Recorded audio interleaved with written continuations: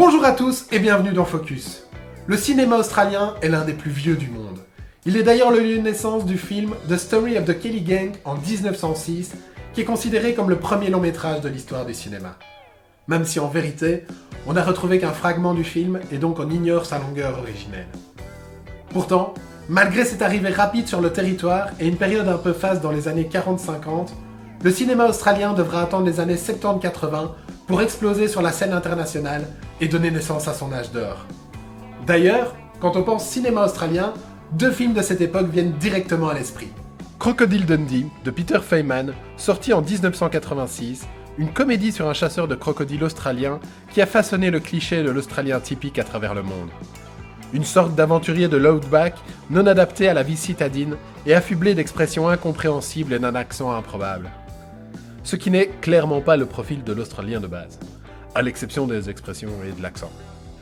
Et bien entendu, Mad Max de George Miller, sorti en 1979, qui a défini pour les décennies qui ont suivi l'esthétique d'un monde post-apocalyptique et mis une grosse claque au cinéma d'action d'époque. Une jolie tartine en pleine face, que Miller n'a d'ailleurs pas manqué de réitérer en 2015 avec Mad Max Fury Road, histoire de rappeler aux micro-machines de Fast and Furious, ainsi qu'au monde entier, c'est qui le patron. On n'oubliera d'ailleurs pas de rappeler que Miller est au grand écart cinématographique ce que Van Damme est au grand écart tout court. Un mec qui est capable de faire ça. Mad Max. Et puis ça. Just a little pig in the big city. What can you possibly do? What can anyone do? De réaliser ça. Oh, what a day! What a lovely day! Mais aussi ça.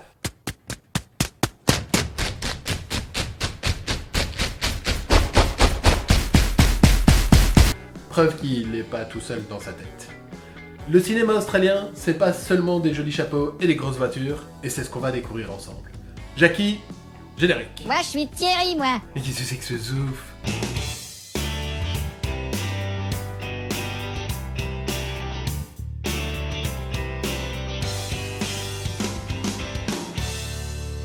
En découvrant le cinéma australien, il est évident que celui-ci a un message à nous adresser. L'évidence de ce message d'amour et de fraternité apparaît dans les succès de ces dernières années qui utilisent les faits divers locaux comme fondation de leur scénario. L'exemple le plus connu est celui de Wolf Creek de Greg McLean, dont les deux opus s'ouvrent avec un carton nous annonçant le nombre de disparitions annuelles en Australie, ainsi que la mention « inspirée de faits réels ». Une mention qui pour le coup tient plus de l'argument marketing que d'une volonté de reconstitution. Le film trouve son inspiration dans deux faits divers qui ont particulièrement marqué l'Australie. Le premier est celui de l'affaire Falconio. Alors c'est pas un truc de mafia italienne, mais l'histoire d'un touriste britannique disparu en 2001 alors qu'il voyageait avec sa copine Joanne Lees. Le couple en voiture a été accosté par un automobiliste leur signalant des étincelles sortant de leur pot d'échappement. Alors que Peter Falconio se rend à l'arrière du véhicule avec celui qu'on identifiera plus tard comme étant Bradley John Murdoch, Joan prend la place du conducteur et entend un grand boom provenant de l'arrière du van. Juste après, celle-ci se retrouve menacée d'un revolver par Bradley. Elle est alors bâillonnée et ligotée aux mains et aux pieds avant d'être traînée jusque dans la voiture de Bradley. Craignant un viol et profitant de l'inattention de son agresseur alors qu'il déplaçait probablement le corps de Falconio, elle parvient à s'enfuir et se cache dans le bush. Celui-ci ne la trouvera pas et elle parviendra à rejoindre la ville grâce à un chauffeur de camion. Le deuxième fait divers servant d'inspiration est celui d'Ivan Milat, dit de Backpacker Killer, ou tueur de routards. Un tueur en série australien responsable du meurtre de 7 personnes entre 1989 et 1993, dont 5 étaient des backpackers internationaux, d'où son sympathique sobriquet. Milat a été condamné à perpétuité en 1996 et est mort le 27 octobre 2019.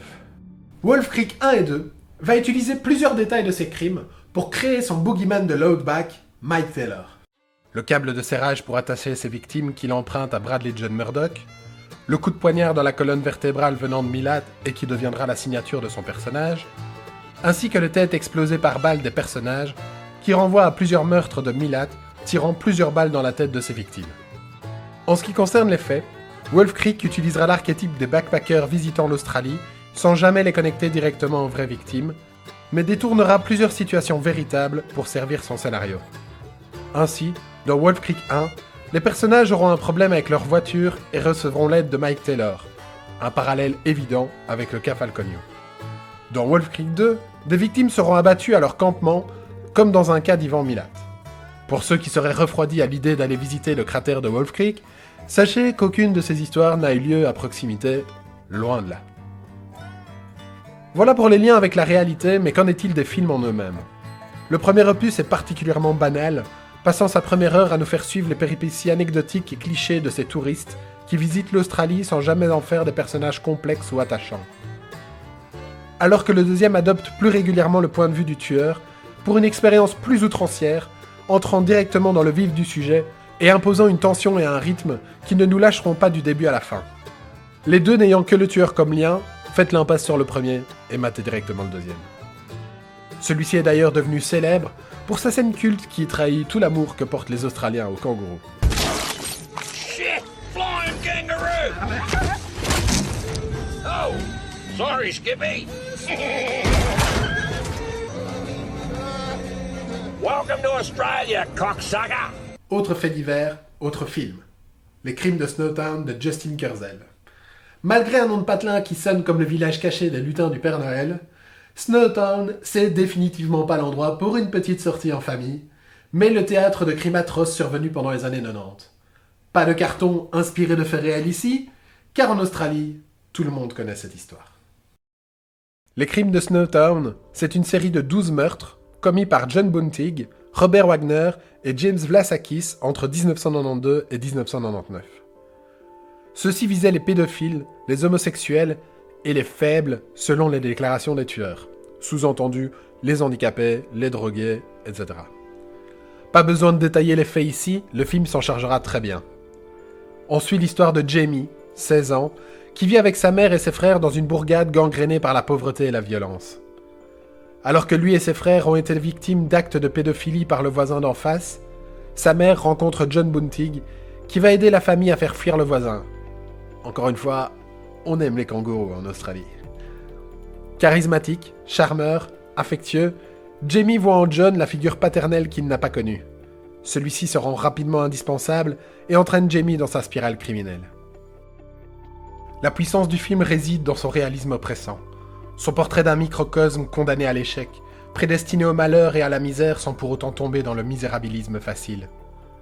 On vit une première partie dans un drame social atroce. Les victimes sont empreintes de mutisme, mais le mal-être transpire sur leur visage. Le film s'interroge sur les manières dont John Bunting a pu convaincre d'autres personnes à commettre ces crimes barbares avec lui. Il cherche à comprendre le point de bascule, l'enchaînement de petits riens fait de perversité affective qui ont fait passer Jamie de victime à meurtrier. Les crimes de Snowtown est un premier film pour Justin Kurzel, et pourtant il est d'une justesse absolue. Il est porté par Daniel Henshall, qui incarne un John Bunting bluffant, tellement il tangue en permanence entre charisme magnétique et une présence effrayante. Ainsi que par Lucas Pittaway, un Jamie Vlassakis dont la blessure d'un vécu trop douloureux transparaît sur son visage et sa démarche sans avoir besoin de dire quoi que ce soit.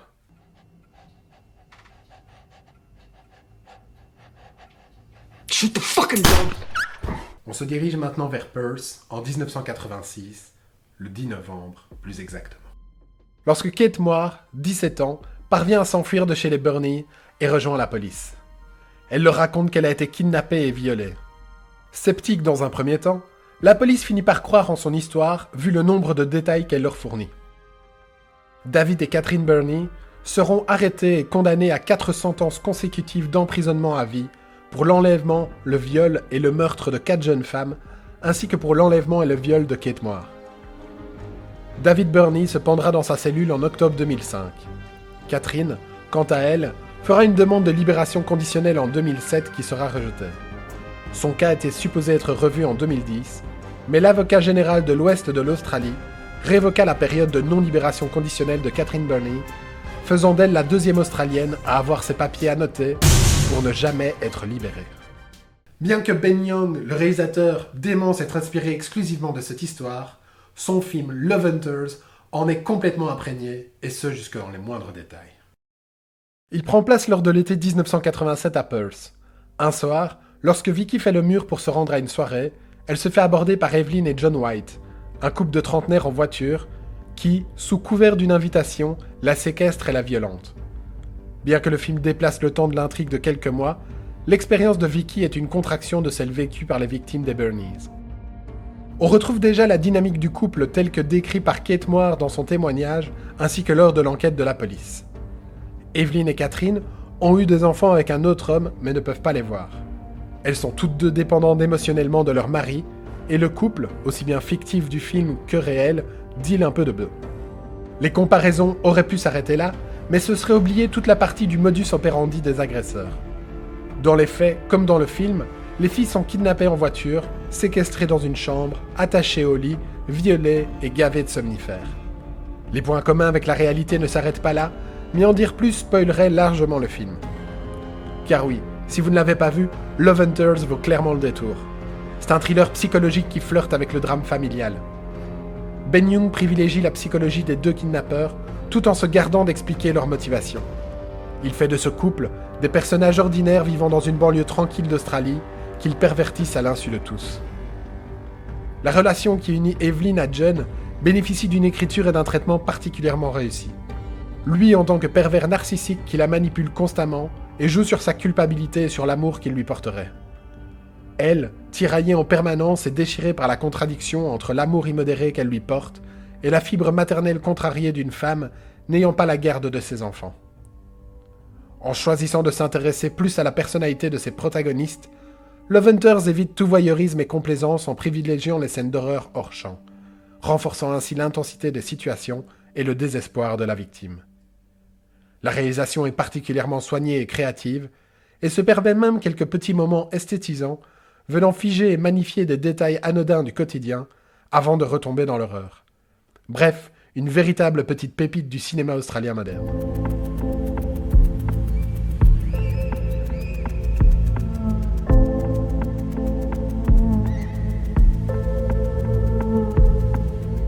On reste dans les faits divers, mais on quitte un petit peu les tueurs en série pour s'intéresser aux gangs, et plus particulièrement à la famille Pettingill et au massacre de Wall Street.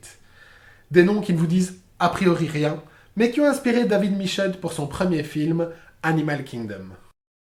La famille Pettingill est une famille de criminels de Melbourne composée de la matriarche Kate Pettingill, dit Granny Evil, et de ses 10 enfants, qu'elle a élevés selon les préceptes de Jésus-Christ notre Sauveur, afin qu'ils fassent une brillante carrière dans le trafic de drogue, le trafic d'armes et le vol à main armée. Le problème pour les Pettingill, c'est que les braquages dans les années 80, c'est plus aussi juteux qu'avant. Abu, le petit épicier du coin, n'a plus autant d'argent dans sa caisse et se faire une banque, c'est devenu vachement plus chaud qu'à l'époque des Dalton. Du coup, la famille traverse une petite crise d'orientation professionnelle. De plus, fini le temps de la petite police locale où Walker Australian Ranger, un cousin germain de Chuck, faisait la loi à lui tout seul. Maintenant, il y a des brigades anticriminelles, des forces d'intervention. Bref, les flics sont vachement mieux organisés et surveillent de près la bande à Picsou. Dans ce climat de tension, Graham Jensen, le meilleur ami de Victor Pierce, se fait descendre par les flics qui venaient pour l'arrêter. Pas de bol pour eux, ils auraient dû savoir qu'on ne fait pas chier Victor, 6e enfant de la famille Pettingill. 13 heures après la mort de Jensen, la police reçoit un appel signalant une voiture en plein milieu de Wall Street. 2 vaillants officiers se rendent sur place et se font abattre par Victor, Trevor, un de ses frères, et 2 autres hommes. Le film de Michôd va s'articuler autour de ces événements, sans pour autant chercher à faire une reconstitution des faits. Il va créer la famille Cody sur le modèle de la famille Pettingill, les mettre au centre de l'affaire de Wall Street, et les regarder évoluer dans cette période de changement et de transformation pour les criminels de Melbourne. Mais Animal Kingdom n'est pas juste une plongée dans la pègre locale. Il suit surtout la trajectoire de Joshua, qui à la mort de sa mère va être recueilli par sa grand-mère Janine. L'irruption de Joshua, un neveu éloigné dans la famille Cody, offre à la police le moyen de les infiltrer. Reste que dans cette guerre, Joshua va devoir choisir son camp. Et c'est là que repose tout l'intérêt d'Animal Kingdom.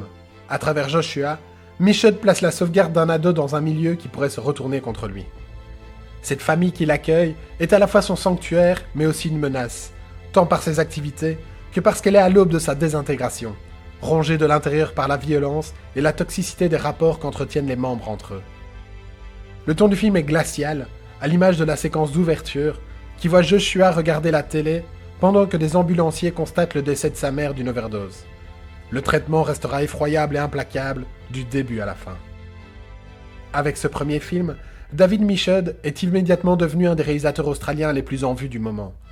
Il y a quelques mois, son 4e film, The King, avec entre autres Timothée Chalamet, Robert Pattinson, Joel Edgerton et Lily Rose Depp, est sorti sur Netflix et vaut également le détour.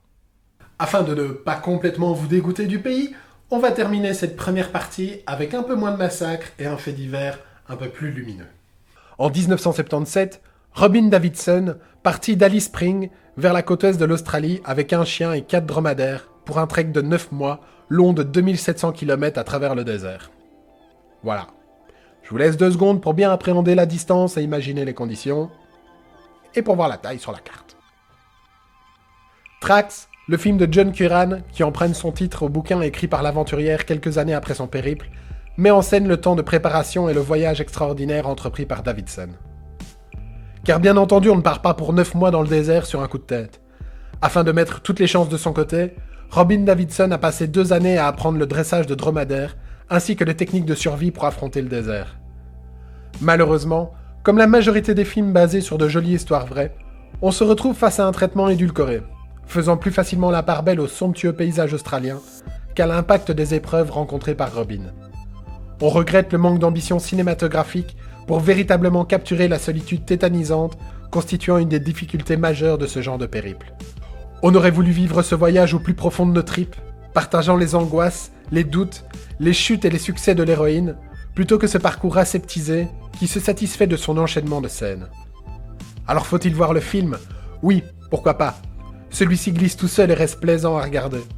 Il a l'intérêt du témoignage qu'il transmet et du portrait de femme qu'il dresse. Il reste un parcours incroyable qui peut être inspirant et bénéficie d'un solide casting, porté par les excellents Mia Wasikowska et Adam Driver.